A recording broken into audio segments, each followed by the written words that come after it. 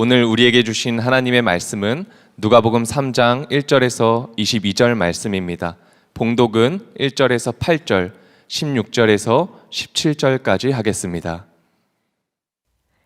디베르 황제가 왕위에 오른 지 15째 해에 곧 본디오 빌라도가 총독으로 유대를 통치하고 헤롯이 분봉왕으로 갈릴리를 다스리고 그의 동생 빌립이 분봉왕으로 이두레와 드라고니 지방을 다스리고 루사니아가 분봉왕으로 아빌레네를 다스리고 안나스와 가야바가 대제사장으로 있을 때에 하나님의 말씀이 광야에 있는 사가랴의 아들 요한에게 내렸다. 요한은 요단강 주변 온 지역을 찾아가서 죄사함을 받게 하는 회개의 세례를 선포하였다. 그것은 이사야의 예언서에 적혀 있는 대로였다. 광야에서 외치는 이의 소리가 있다. 너희는 주님의 길을 예비하고 그 길을 곧게 하여라.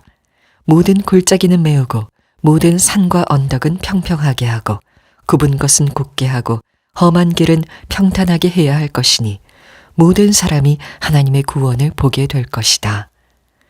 요한은 자기에게 세례를 받으러 나오는 무리에게 말하였다. 독사의 자식들아, 누가 너희에게 닥쳐올 진노를 피하라고 일러주더냐. 회개에 알맞는 열매를 맺어라. 너희는 속으로 아브라함은 우리의 조상이다 하고 말하지 말아라. 내가 너희에게 말한다. 하나님께서는 이 돌들로도 아브라함의 자손을 만드실 수 있다. 그래서 요한은 모든 사람에게 대답하였다. 나는 여러분에게 물로 세례를 주지만 나보다 더 능력 있는 분이 오실 터인데 나는 그의 신발끈을 풀어드릴 자격도 없소. 그는 여러분에게 성령과 불로 세례를 주실 것이요. 그는 자기의 타작마당을 깨끗이 하려고 손에 키를 들었으니 알곡은 곡간에 모아들이고 쭉정이는 꺼지지 않는 불에. 네, 누가복음 우리 시리즈입니다. 주의 임재를 마주하는 달이 4번째입니다. 누가 알곡이고 누가 쭉정이인가 라는 제목의 말씀을 나누겠습니다. 혹시 이런 경험 있으십니까? 어떤 음식점을 찾아갔는데 평점이 좋은 데를 간 거예요. 적어도 한 4.5 이상. 그래서 음식을 시켜 먹었는데 음식이 기대와는 달리 너무 평범하고 서비스도 그냥 그렇고 양도 적은 겁니다. 왜 평점이 높지? 이런 생각을 하셨던 그런 경험이 있으십니까? 한 번은 아이들하고 여행을 갔다가 이제 평점을 보고 이제 주문을 했습니다. 치킨을 주문을 했는데 이제 포장이 잘 돼서 왔어요. 포장이 꽤 컸습니다. 딱 열어봤는데 글쎄 음식이 반만 들어있는 거예요, 거의. 저는 배달하신 분이 빼먹었나? 드셨나? 이렇게 생각이 들 정도로 너무 어이없게 휑한 겁니다. 근데 평점은 높은 거예요. 그래서 제가 마음에 평점 테러를 해야 되나? 그랬다가 그래도 제가 목사인데 평점 1.0 다위 김 이러면 좀 그렇잖아요. 누가 또 보고 김다위 목사가 평점 테러를 했네. 그러면 안 되니까 또 다 먹고 살자고 하시는 건데 또 가게를 운영하시는 분들 생각해서 아무런 평가를 하지 않고 그냥 다이어트 하라는 보다 그래서 그런 마음으로 그냥 먹고 말았던 그런 때가 있습니다. 제가 왜 이 얘기를 꺼내냐면 여러분들은 겉과 속이 같은 분이십니까? 여러분들의 내면은 꽉 차 계십니까? 아니면 막상 열어보니까 비어있네. 혹시 그런 삶은 아닐까요? 하나님께서 만일 우리의 삶에 평가를 내리신다면 몇 점을 주실까? 바로 알곡이냐 쭉정이냐, 이것이 오늘의 주제입니다. 누가는 의사였는데 성경을 기록할 때 다른 복음서와 다르게 굉장히 디테일하게 기록을 하고 있습니다. 예를 들면 오늘 1절, 2절에도 당시의 이 유대 지역의 권력 7인방을 상세히 기록합니다. 당시 최강대국이죠. 로마의 황제 디베로부터 해서 그 다음에 유다의 총독이었던 빌라도를 기록하고 있고 갈릴리의 분봉왕이었던 헤롯, 그리고 그의 동생이었던 빌립과 루사니아, 그리고 종교의 권력의 정점이었던 대제사장 안나스와 가야바까지 이름을 하나하나 다 소개를 해요. 누가 봐도 이들이 그 당시에 세계를 지배하는 사람들이었고 가장 권력이 있었던 사람들입니다. 사람들이 이분들을 찾아갔어요. 권력에 조아리고 굽신거리고 나도 이런 주류 세력에 편입이 되어야겠다. 얼마나 많은 사람들이 그 사람들을 찾아갔겠습니까? 이런 상황 속에서 많은 사람들이 느끼기에 야, 이 사람들이야말로 알고가 아니냐, 이 사람들이야말로 인생이 꽉 찬 사람들이 아닐까, 누가 봐도 딱 그렇게 생각을 하는데 과연 그럴까? 성경은 그렇지 않다는 것을 보여주는 거예요. 의도적으로 이 7명의 이름을 기록한 다음에 무엇을 말하고 있냐면 하나님의 말씀이 누구에게 임했느냐? 이들이 아닙니다. 이들을 하나님은 다 패싱합니다. 그리고 광야에 있었던 세례 요한에게 하나님의 말씀을 하시는 거예요. 자, 그것이 2절이죠. 안나스와 가야바가 대제사장으로 있을 때에 하나님의 말씀이 제사장에게 온 게 아니고 황제에게 온 것도 아니고 총독에게 온 것도 아니고 광야에 있었던 사가랴의 아들 요한에게 왔다는 겁니다. 여러분, 이것이 굉장히 충격적인 이야기이죠. 사람들이 아무도 주목하지 않는 사람, 괴짜라고 생각했던 사람, 소위 주변부의 인생이라고 불렸던 이 세례 요한에게 하나님의 말씀이 임한 거예요. 어디에 있었습니까? 그가 광야의 빈들에 있었습니다. 헬라어로 광야는 에레모스입니다. 텅 빈 곳, 황무지, 뭐 이런 의미이죠. 바로 거기에 말씀이 임했고, 광야의 히브리서의 의미는 미드바르입니다. 미드바르에 다바르라고 하는 마라다라는 이 말씀이 들어가 있어요. 다시 말해 히브리적 사고에서 이 미드바르 광야라고 하는 것은 황무지가 아니라 하나님의 말씀이 잘 들리는 곳이 바로 빈들 광야였습니다. 바로 거기에 세례 요한이 있었고 요한이 하나님의 말씀을 듣게 되는 거예요. 그래서 이 에레모스와 미드바르를 결합하면 이런 의미입니다.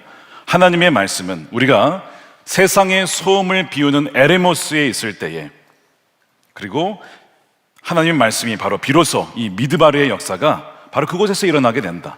미드바르의 역사가 바로 거기에서 발생하게 된다라고 성경은 이야기하고 있는 겁니다. 여러분들은 말씀을 듣고 계십니까? 주의 음성을 듣고 계십니까? 자, 그런데 이 세례 요한이 들었던 이 말씀이 무엇이었냐? 새로운 계시였는가? 그렇지는 않습니다.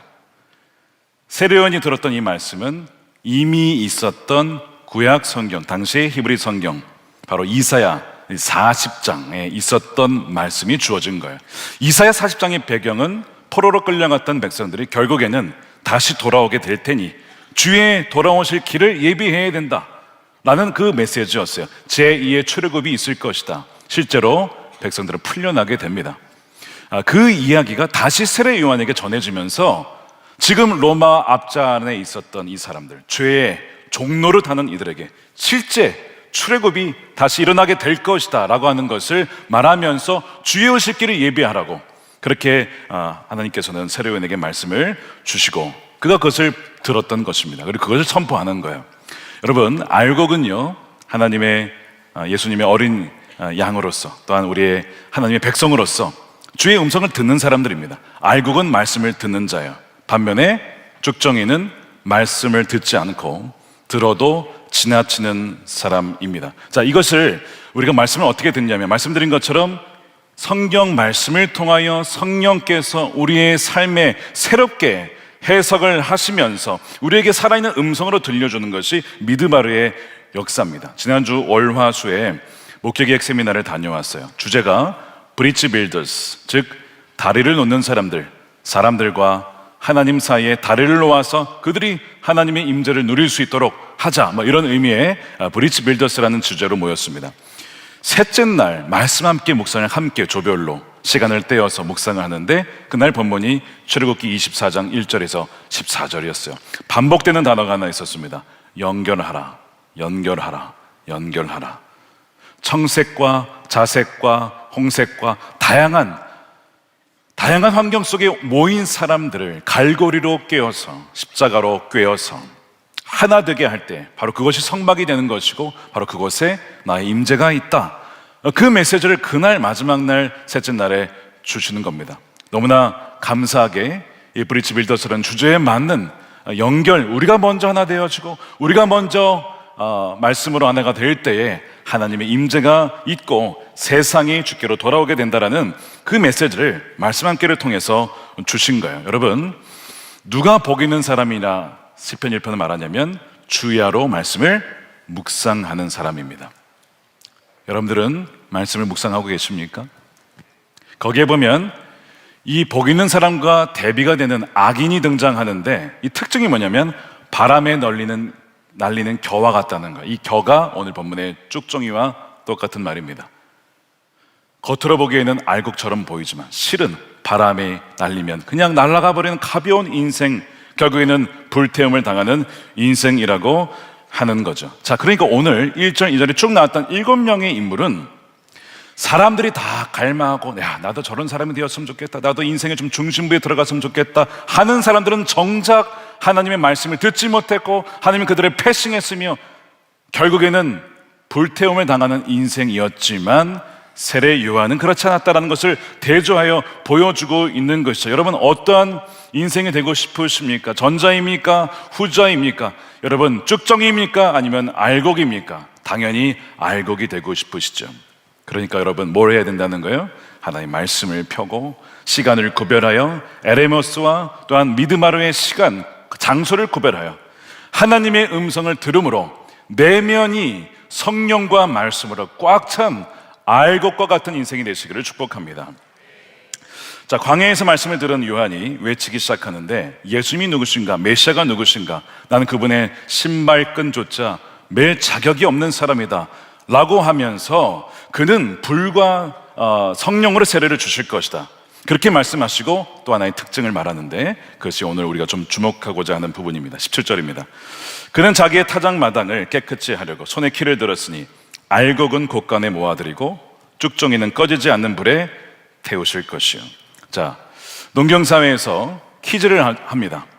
쫙 던지면 그러면 바람에 겨는 날아갑니다. 쭉정이는 날아가고 알곡은 다시 남게 돼요. 타작마당에 떨어집니다. 그것을 모아다가 곳간에 드리는 거예요. 그러니까 세례요한이 그와 같은 인생이었다는 거죠. 그런데 오늘 말씀드린 그 7명의 권력자의 인생은 바람이 나는 겨와 같아서 그들이 어떻게 했느냐? 꺼지지 않는 불에 던져지게 된다는 거예요. 여러분, 게헨나라고 하는 지옥을 얘기하죠. 이사야 66장에도 그곳에는 벌레가 죽지 않고 불이 꺼지지 아니한다, 이 표현을 예수님이 그대로 사용하십니다. 이 불은 인간의 힘으로 절대 끌 수가 없는 최종적이고 완전한 심판을 말합니다. 알곡은 천국에 들어가지만 쭉정이는 지옥에 타들어가는 곳에 가게 되는, 참 두려운 것은 무엇이냐면 껍데기만 남은 신앙, 결과는 그렇다는 것입니다. 여러분, 하나님 보시기에 여러분들은 어떠한 인생이십니까? 이 알곡은요, 오늘 이제 이 초반부의 메시지를 연결하면 알곡들은 주의 오실 길을 예비하는 사람들이에요. 그래서 굽은 길을 펴게 하고 높은 교만했던 산을 깎아서 평탄케 하는 사람들입니다. 반면에 이 쭉정이는 주의 오실 길을 막고 또한 교만하고 탐욕적이고 주의 말씀을 거부하는 사람들이에요. 오늘 19절에 대표적인 인물이 이제 헤롯입니다. 분봉 왕이었어요. 권력자죠. 그가 어떤 일을 하냐면 자기의 권력으로 동생의 아내를 빼앗습니다. 헤로디아를 빼앗아 가정을 파괴하고 수많은 정치적인 악행을 저질렀습니다. 그러니까 세례 요한이 직언을 하는 거예요. 그 여인을 빼앗는 것이 옳지 못하다고 막 그렇게 얘기를 했어요. 선지적인 메시지를 낸 것이죠. 자, 그랬더니 어떻게 하죠? 회개합니까? 헤롯이 회개는커녕 화가 나서 그 세례 요한을 감옥에 가둬요. 감옥에 갇혀지게 됩니다. 자, 이것이 쭉정이의 특징입니다. 쭉정이의 특징이 뭘까요? 말씀을 듣긴 듣지만, 자, 이렇게 말씀을 듣긴 듣지만 말씀을 자신에게 주신 하나의 음성으로 듣질 않습니다. 튕겨냅니다. 거부합니다. 그리고 이거를 다른 사람에게 돌려요. 아, 이거는 김 집사가 들어야 될 말씀이야. 김 집사 한번 들어봐. 자기에게 적용해야 되는데 다른 사람에게 주는 거예요. 물론 좋아서 나눌 수는 있겠지만 왜 나에게 적용하지 않습니까? 여러분, 쭉정이의 특징은 말씀을 거부하는 데 있습니다. 헤롯이 그랬어요. 결국에는 이 헤롯의 인생이 어떻게 되느냐? 예수님을 못 박는 데 영향을 미치고 이제 역사적으로 기록을 보게 되었지만 어떤 기록이 있냐면 결국에는 이제 아그리파 1세에 의해서 모함을 당하여서 재산과 모든 걸 다 빼앗기고 로마에서 가장 먼 갈리아로 추방을 당하여서 거기서 죽음을 당합니다. 비참한 인생, 바람에 날려서 태워지는 그 인생이 바로 이 헤롯의 인생이었던 것이죠. 그러니까 알곡처럼 보이는 인생이 있지만 실은 쭉정이고, 쭉정이처럼 보이지만 진짜 알곡은 인생이 있다는 거예요. 여러분들은 알곡입니까? 아니면 쭉정이 이십니까? 심각하게 우리가 점검해 봐야 된다는 거죠. 자, 이 말씀을 우리 사회와 한국교회와 한번 적용해 봅시다. 많은 사람들이 얘기하기를 전도가 안 된다. 세상이 약해서 전도가 안 된대요. 여러분, 맞는 말이기도 하지만 다 맞는 건 아닙니다. 세상은 원래 약했습니다. 사람은 변하지 않았어요. 구약 성경에 보십시오. 4,000년, 5,000년 전에 사람들 탐욕스럽고 시기하고 미워하고 살인하고 그 모습이나 지금이나 뭘 달라졌습니까? 사람은요, 본성이 바뀌질 않았다는 거예요. 세상은 원래 악했고 세상은 원래 어둠으로 가득 찬 짙은 곳이 여러분 세상입니다.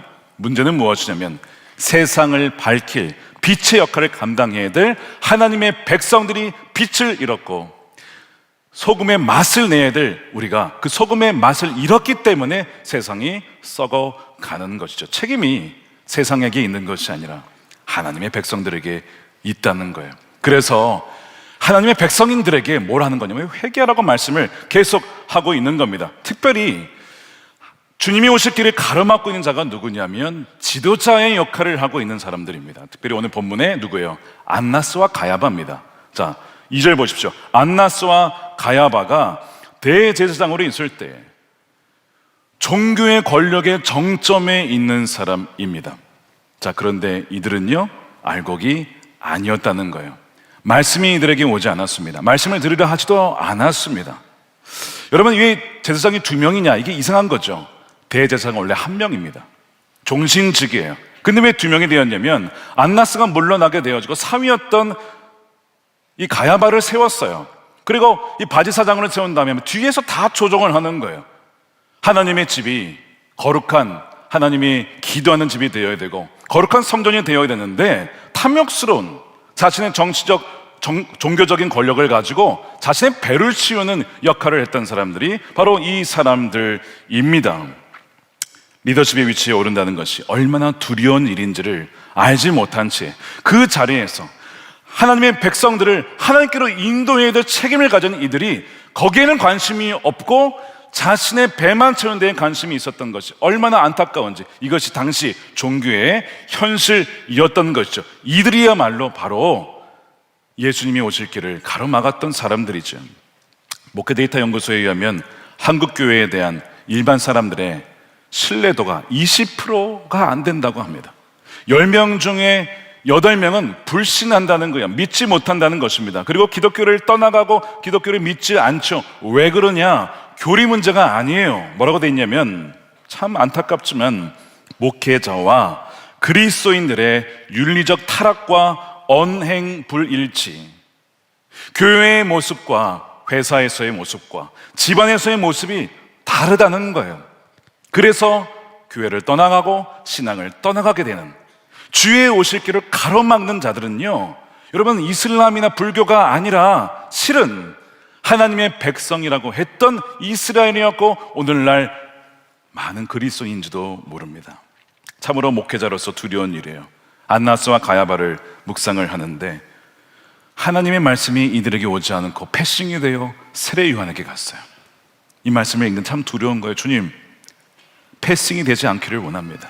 하나님의 말씀이 임하기를 원하고 순종하기를 원하고 주의 말씀을 살아내며 그것을 증언한 자가 되기를 원합니다. 주여, 가야바와 같은, 안나스와 같은 종교 권력에 심취하다가 자기가 죽는지도 모른 채에, 불에 태워져지는지도 모른 채에 그렇게 살다가 죽는 인생 되고 싶지 않습니다. 그렇게 기도가 막 되는 거예요.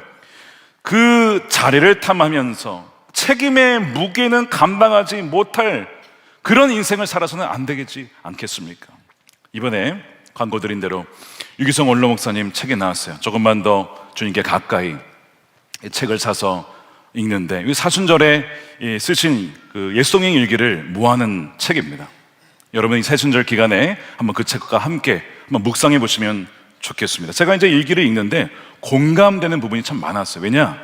목사님께서 담임 목사 시절에 쓴 일기였으니까 이 오버랩되는 게 굉장히 많은 거예요. 뭐 장로님들과 수련을 가셨다, 뭐 기도회를 갔는데 새벽기도 일어나기가 어땠다, 뭐 이런 얘기들이 다 쓰여져 있습니다. 굉장히 공감이 되는 거였어요. 그 중에서 5일차 일기를 읽는데 그날은 어떤 일기였냐면 2014년 4월에 쓰신 일기였습니다.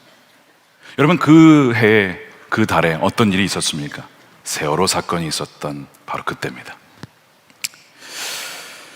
그 사건 때문에 너무 마음이 심란하여서 누가복음을 묵상하는데 마침 본문이 너희와 너희 자녀를 위하여 울라라는 말씀이었다고 해요. 기도를 하는데 세월호 선장이 자꾸 생각이 나더랍니다. 그리고 이렇게 얘기를 쓰셨어요. 세월호 선장은 왜 선장이 되었을까? 선장이라 불리는 것이 좋아서, 비록 배 아니지만 왕노릇하는 것이 좋아서, 선장의 자리 얼마나 두려운 자리인가. 선장은 죽음을 각오해야 하는 자리고 선원들과 배에 탄 사람들의 생명을 책임져야 하는 자리인데 준비되지 못한 선장이 키를 잡았다는 것이 얼마나 위험하며 두려운 일인가. 기도하는데 저 자신이야말로 준비되지 못한 미숙하고 무책임한 선장 같다고 생각되었습니다. 그 생각을 하면 자꾸 눈물이 납니다. 담임 목사의 자리에서 내려서고 싶습니다. 그러나 내려설 수도 없게 되었습니다. 많은 사람이 뒤를 따라옵니다. 저는 계속 나아가야만 합니다. 세월호 선장이 꼭 저 같습니다. 이렇게 쓰셨어요.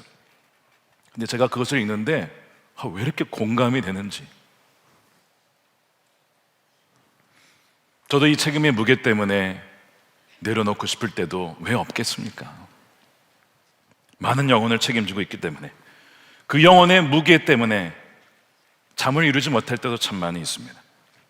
여러분, 목회자는요, 영혼을 진단하고 하나님께로 인도하는 영혼의 의사입니다. 내가 이 역할을 잘 하고 있는가?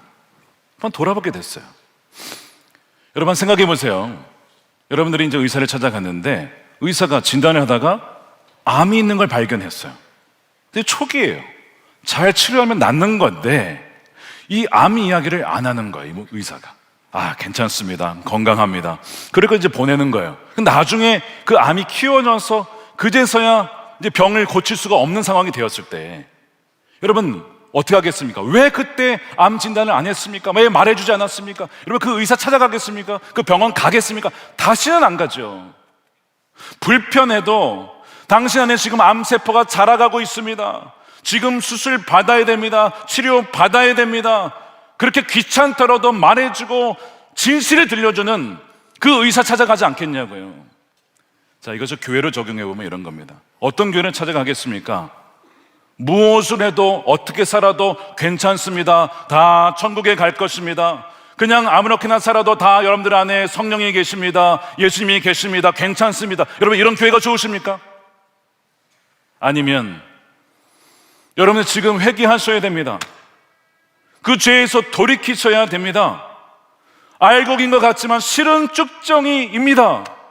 여러분들은 깨어있어야 됩니다. 돌이키셔야 됩니다. 라고 불편하지만 전하는 자나 듣는 사람이나 불편하지만 그러나 자신의 영혼을 엑스레이를 찍고 CT 촬영해서 진짜 나의 영혼의 상태를 드러내주고 수술을 받을 수 있도록 해주는 그 교회가 진짜 교회 아니겠습니까?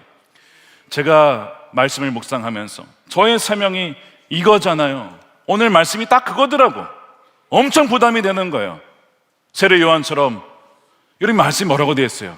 막 독사의 자식들아 막 이러면서 누가 너에게 임한 진노를 피하라 하느냐 막 굉장히 강력한 말씀이에요. 저도 전하기 부담스럽지만 말씀 묵상하는데 전하지 않으면 안 된다는 거예요. 왜 그럴까요? 우리 교회에 오는 수많은 사람들 중에 진짜로 알곡만 100%일까요? 저는 그렇지 않다라고 생각합니다. 그렇지 않아요. 마당만 밟고 가는 사람들도 있으실 거예요. 겉으로는요 종교적인 형식과 이걸 다 갖추기는 하지만 속은 비어있는 사람, 말씀이 임하지 않는 사람, 말씀에 순종하지 않는 사람, 말씀을 거부하는 사람, 잠깐 임했다가 기쁨을 받다가 뿌리가 없이 결국 말라 죽는 사람들이 왜 없겠습니까? 그분들을 생각할 때 저는 침묵할 수가 없는 거예요. 이 말씀을 가지고 나중에 침묵하였다가 나중에 천국에 갔는데 하나님께서 김 목사, 김 집사 못 왔어, 최 권사 못 왔어, 지옥에 갔어 라고 하시면 주님, 선한목자교회 교인이었잖아요.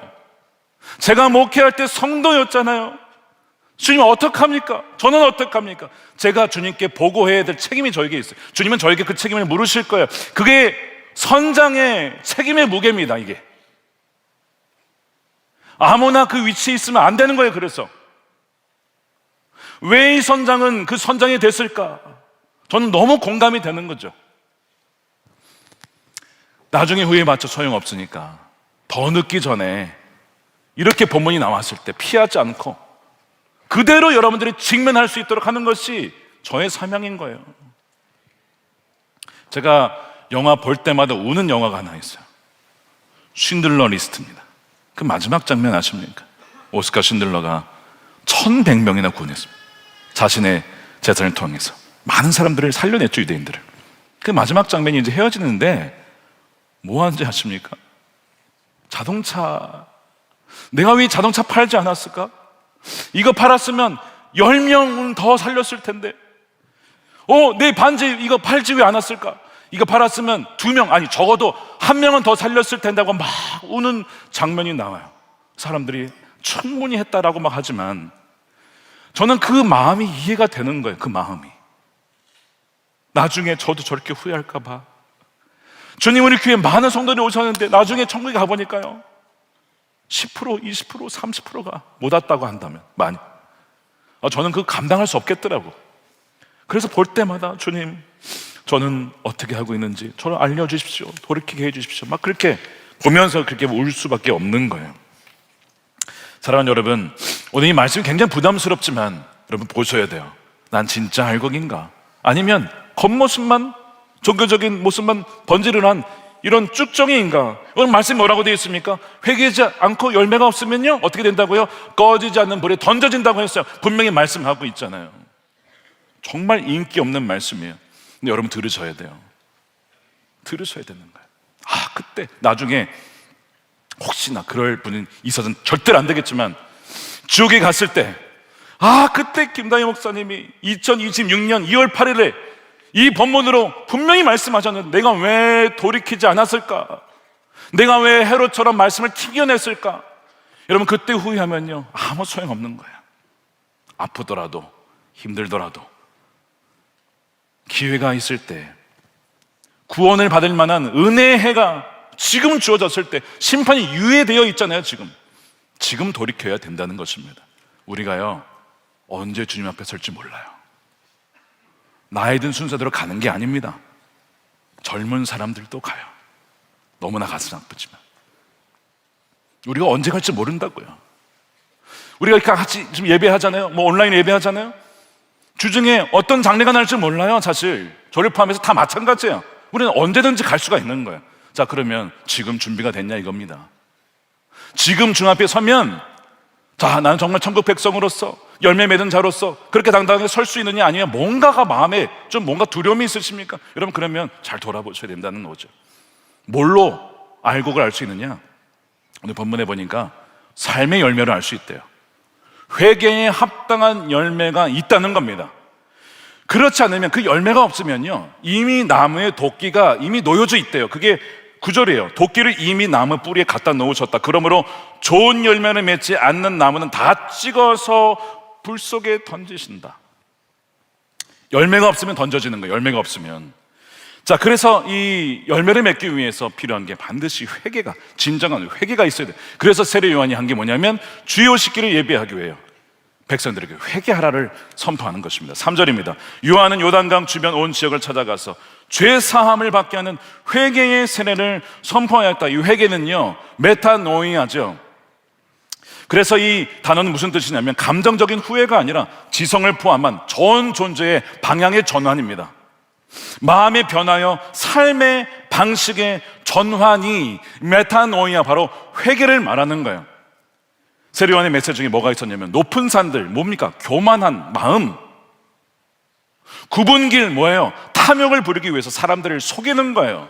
강탈하는 거예요. 힘으로 빼앗는 거예요. 이런 것들이 주의 오실 길을 가로막고 있다는 것이죠. 그 삶의 방식을 바꿔야 된다는 거죠. 그것을 지금 세례요한이 선포하고 있어요. 여러분 혹시 마음이 교만하여져서 높아져 있지는 않으십니까? 속여서 빼앗거나 부정직하게 탐하는 것은 있지 않으십니까? 회개하셔야 됩니다. 돌이키셔야 됩니다. 그래야 살 수가 있는 것입니다. 근데 여러분, 이 회개의 힘이 우리 안에는 없잖아요. 회개는 우리 힘으로 할 수 있는 게 아니에요. 하나님의 은혜가 있어야 되고, 동시에 주님의 도우심으로만 가능한데, 그래서 주님이 이 땅에 오셔서 죄인의 모습으로, 오늘 말씀에 보니까 세례를 받으러, 이 죄인의 세례를 받으러 요단강에 직접 오셨어요. 여러분, 이 세례라고 하는 것은 죽음을 의미합니다. 물에 들어간다는 것은 죽는다는 의미예요. 그리고 다시 올라오는 것은 부활하는 것을 의미합니다. 예수님이 요단강에 들어가셔서 물속에 들어가셨다는 얘기는 우리를 대신하여 우리의 인간의 옷을 입고 대신 죽으셨다는 얘기예요. 그리고 다시 살아나셔서 우리에게 새로운 생명과 삶을 주신다는 의미이죠. 그래서 여러분, 회개한 자는요, 이렇게 고백합니다. 나의 탐욕과 부정직과 나의 모든 욕심은, 거짓은 이미 예수님과 함께 장사되었습니다. 이제 내 안에 사시는 것은 주님이십니다. 이제는 주의 말씀대로 살아갑니다. 진짜 이것을 고백한 자가 회개한 사람이고, 그렇게 회개한 사람은 뭐가 나타나느냐? 열매가 나타나게 돼요. 열매를 맺게 된다는 거예요. 자, 그러면 어떤 열매가 맺혀지냐? 여러분, 열매는, 나무에 열매가 맺히면 이 열매는 나무를 위해 존재하는 게 아니에요. 무슨 나무가 열매를 자기가 먹습니까? 남을 주기 위해 먹는, 열매를 맺히는 거죠. 그러니까 이 열매의 특징은 무엇이냐면, 나로 인하여서 다른 사람들이 유익을 보느냐, 혜택을 보느냐, 살아나느냐를 봐야 돼요. 진짜 알고 계신 사람은 그 사람 때문에 주변 사람들이 살아나요. 그 열매 때문에.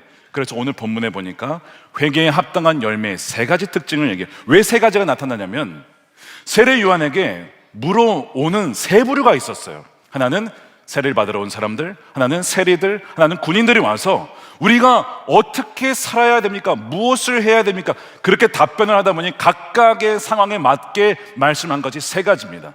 첫 번째가 무엇이냐? 나눔의 열매입니다. 나눔의 열매가 있느냐? 자, 11절 보십시오. 요한이 그들 세례를 받으러 온 무리에게 대답하기를, 속옷을 2벌 가진 사람은 없는 사람에게 나누어주고 먹을 것을 가진 사람도 그렇게 하여라. 알곡의 특징은 무엇이냐? 부자이든 가난한 사람이든 상관이 없이 나눈다는 특징을 갖고 있어요. 반면에 쭉정이의 특징은 계속 모으기만 하고 펴질 않습니다. 스크루지 영감처럼 계속 모으기만 하는 거예요. 곡간을 쌓아서 쌓기만 해요. 나눠주질 못합니다. 이기적인 마음이죠. 이것이 쭉정이의 특징입니다. 여러분들은 무엇을 나누고 계십니까? 자, 내가 알곡이야, 그게 중요한 게 아니라 내 열매가 지금 뭐냐 이거예요. 여러분들 통해서 주변에 나눔을 받고 살아난 자가 있습니까?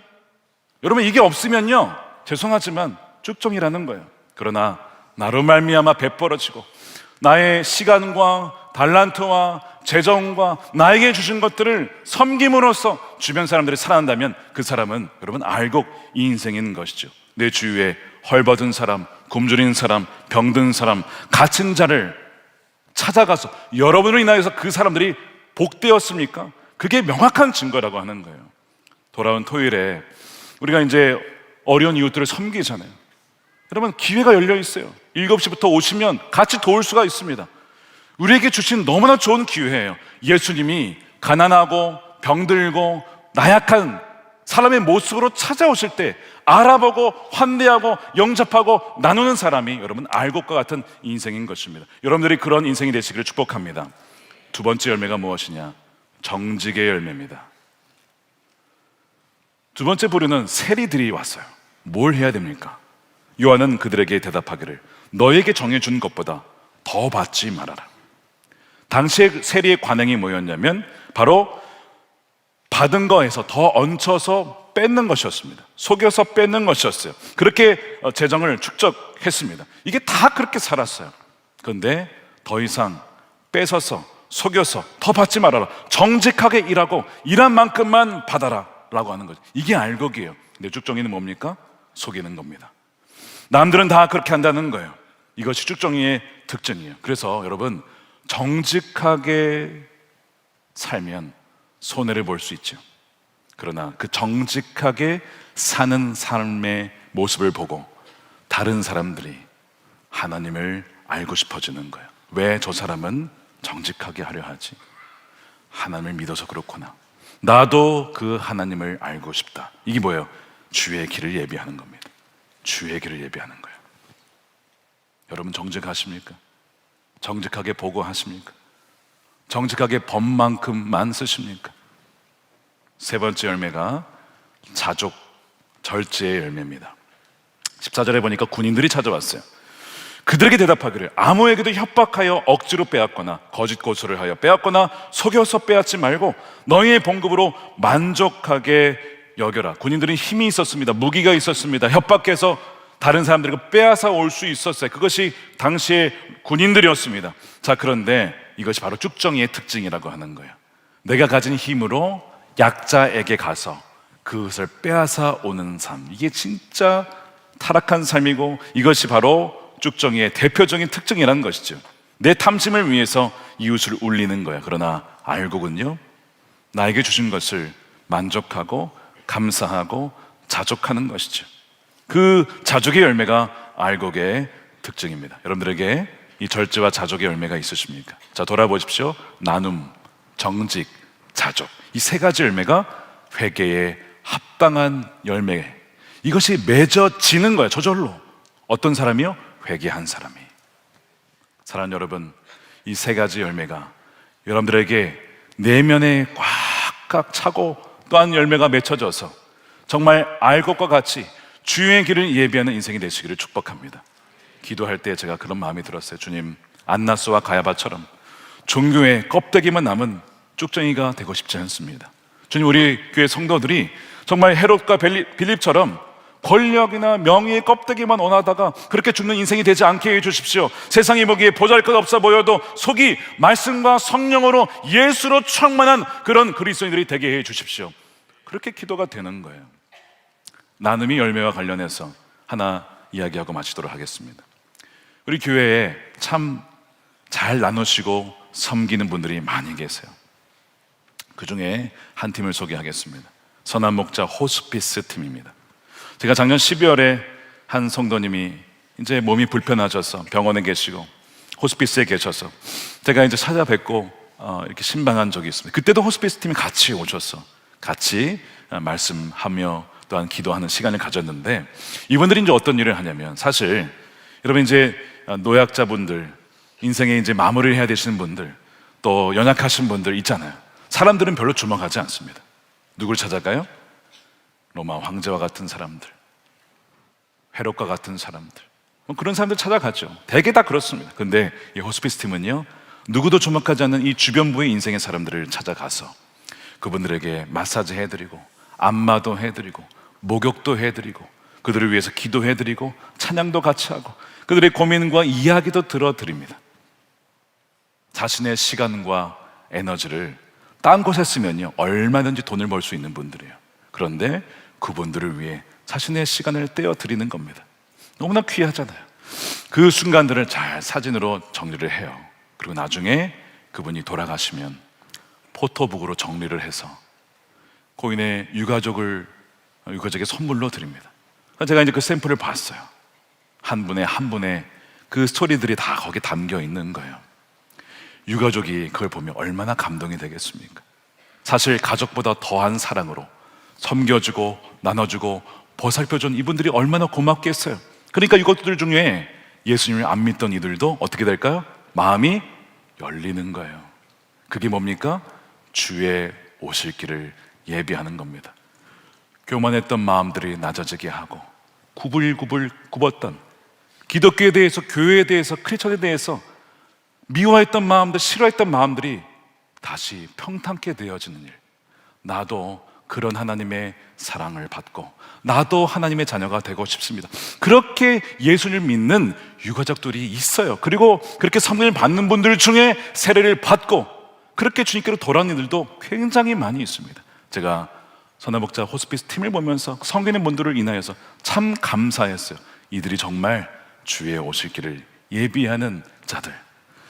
쭉정이와 같은 인생도 알곡으로 인도해주는 참 복된 분들이구나 하는 것을 보게 되었습니다. 사랑하는 여러분, 여러분들이 지금 세상에 중요한 곳에 계시든지 그렇지 않든지 그게 중요한 게 아니라 여러분들이 있는 곳에서 에레모스와 미드바르, 시간을 구별하고 장소를 구별하여 하나님의 음성과 말씀을 듣는 그것을 먼저 회복하는 여러분들이 되시길 축복합니다. 그랬을 때에 회개하고 돌이켜요 그리서서 우리 마음 가운데 뭐가 생기는 겁니까? 나눔과 정직과 자족의 열매가 맺혀져서 주의 오시기를 예비하여 많은 사람들이 하나님의 구원을 보게 되어지는 일에 쓰임받는 여러분들의 인생이 되시기를 우리 주님의 이름으로 축원드립니다. 아멘. 우리 함께 이 시간 기도하겠습니다. 오늘 주제대로 좀 회개했으면 좋겠습니다. 말씀을 들으면서 아마 분별이 되셨을 거예요. 아, 내 안에 나눔이 없구나, 정직함이 없구나, 자족이 없구나, 끊임없이 탐욕스러운 마음이 내 안에 있구나. 주님, 저는 알곡인 줄 알았는데 오늘 말씀을 보니까 쭉정이입니다. 안나스와 가야바처럼 종교의 겉모습은 있지만 사실은 무게감이 없는, 바람에 날아가고 불에 태워질 쭉정이 같은 인생이었음을 오늘 알게 되었습니다. 주님, 나를 불쌍히 여겨 주십시오. 여러분, 심판이 유예되었습니다. 그게 너무 감사한 거예요. 주님이 오신 것은 당장 심판하러 오신 것이 아니라 주님이 오신 것은 병든 자를 낫게 하고 아픈 자를 낫게 하려고 주님이 의사가 되어서 오신 거예요. 아직 기회가 있습니다. 여러분, 오늘이 마지막 기회라고 여기시고, 주님, 내 안에 굽은 마음들, 탐욕의 마음들, 부정직한 마음들, 거짓말, 속이는 말, 탐욕스러운 마음, 이 시간 회개하오니 이 움켜졌던 손을 펴서 나눔의 열매가 되게 하시고 정직의 열매가 되게 하시고 절제의 열매를 맺어서 주님이 오시는 그날 참 잘하였다, 나의 신실한 종아, 나의 착한 종아, 주여 우리를 그렇게 안아 주옵소서. 우리 함께 우리 동성으로 함께 기도하도록 하겠습니다. 살아계신 아버지 하나님, 감사합니다. 하나님, 우리 시간 회개하며 기도합니다. 거룩하고 자비하신 아버지 하나님, 감사합니다. 오늘 이 말씀이 살아계신 주의 음성으로 성령을 통하여 우리에게 들려주심에 감사드립니다. 아버지 하나님, 이 시간 회개합니다. 알곡인 줄 알았는데 말씀을 통해 돌아보니 우리 안에 회개가 없었고, 우리 안에 나눔이 없었고, 정직이 없었고, 절제와 자족함과 감사함이 없었음을 이 시간 회개하오니 주여, 우리를 심판지 마시고 우리에게 진노를 쏟아붓지 마시고 주여 긍휼을 베풀어 주셔서 십자가의 보혈로 덮어 주시옵소서. 아버지 하나님, 마지막 기회라고 여기고 더 이상 뒤로 미루지 아니하고 알곡처럼 알고 행세하는 인생 아니라 진짜 속에서부터 말씀과 성령으로 예수로 충만한 인생이 되게 하여 주시옵소서. 전남목자교회에 오프라인과 온라인으로 오시는 분들 중에 그냥 왔다가 돌아가니 한 명도 없게 하여 주시옵시고, 한 명도, 어느 한 명도 쭉정이와 가라지가 되어서 경화되어서 바람에 날리며 불태워지는 인생이 단 한 명도 없도록 주님 구원의 은총을 더하여 주시옵소서. 그리하여 이곳에 오는 이들마다 쭉정의 인생을 살았을지라도 회개하여 알곡이 되어 열매를 주렁주렁 맺어 주의 오실 길을 예비하며 하나님께로 나아가며 자신만이 아니라 많은 사람들을 주께로 인도하는 알곡과 같은 주의 길을 예비하는 주의 백성이 다 되게 하여 주시옵소서. 안일했던 우리 마음들을 이 시간 회개합니다. 교만했던 우리 마음을 회개합니다. 탐욕스러웠던 우리 마음을 회개하며 거짓으로 모함하며 입술로 정죄했던 것을 회개하오니 주여, 이 시간 주의 회개 영을 더하여 주시고 주의 거룩한 영으로 덮어 주시옵소서. 안나스와 가야바와 같이 자리는 차지하고 있지만 그 선장의 자리, 그 리더십의 자리에 무게가 얼마나 무거운지 모른 채 그렇게 그 리더십의 자리를 차지하고 있는 자가 있습니까? 주여, 돌이키게 하여 주셨소. 주여, 살리는 자가 되게 하여 주시옵시고 배에 탄 사람들을 다 하나님 주께로 인도하여 구원의 방주가 되어지는 선장이 될 수 있도록 리더십 위치에 있는 모든 분들에게 주의 성령을 충만히 부어 주시옵소서. 아버지 하나님, 우리 선한목자교회 성도들과 다음 세대 모든 아이들에 이르기까지 어느 한 명도 불태워진 자 없게 해주시고 모두가 다 천국에서 다시 만나는 구원의 은혜를 누리게 하여 주시옵소서. 모든 것 주님이 주신 것을 인하여 감사하며 11조와 감사헌금과 성경금과 건축헌금으로 드립니다. 우리 인생 우리 거 아닙니다. 주님, 이 시간 고백하오니 잠시 우리에게 허락해 주신 생명과 물질과 시간과 재능과 달란트를 주님의 영광 위하여 주의 몸된 교회와 하나님의 나라를 위하여 기꺼이 내어드리는 하나님의 백성들이 다 되어서 드리는 예물마다 복이 되게 하시고 또한 기업마다 섬기는 곳곳마다 형통케 하게 되어서 하나님의 살아계심을 증거하는 복된 인생을 살아가게 하여 주시옵소서. 주여 아버지, 이 나라를 기억하여 주셔서 부정부패로 재산을 쌓는 이가 있습니까? 주여, 주의 공의와 정의가 드러나게 하시고 주여 아버지 하나님, 깨끗하게 정리되어지는 하나님 놀라운 구원의 역사가 있게 하여 주시옵소서. 그리하여 새로워지는 나라가 되게 하시고 분열이 사라지게 하시고 예수 그리스도 안에 하나 되어지며 정결하게 되어지는 대한민국 되게 하여 주시옵소서. 복음으로 예수 그리스도 안에 남과 북이 하나 되게 하여 주시옵시고 북한에 억류되어 있는 김정은 김국기 목사님, 최충길 선교사님을 풀어주시며 또한 중국에 붙잡혀 있는 에스라 진 목사님 비롯한 주의 리더십들을 다 풀어 주시옵소서. 박해를 통하여 하나님 또한 허락하심을 기억하며 우리가 더욱더 기도로 하나님 나라 최전선에서 싸우고 있는 하나님 백성들을 위해 중보하며 연합하는 하나님 우리 백성들이 되게 하여 주시옵소서. 주여, 복음의 장벽이 무너지고 대적이 사라지고 주여 하나님, 그리하여 복음이 다 땅끝까지 전파될 때에 주님이 다시 오시는 그날 착하고 충성된 종이라고 어느 한 명도 밖에서 울며 이를 가며 후회하는 자가 한 명도 없도록 주의 품에 다 안아 주시옵소서. 예수님의 이름으로 축복하며 기도드립니다. 아멘. 다 같이 일어나셔서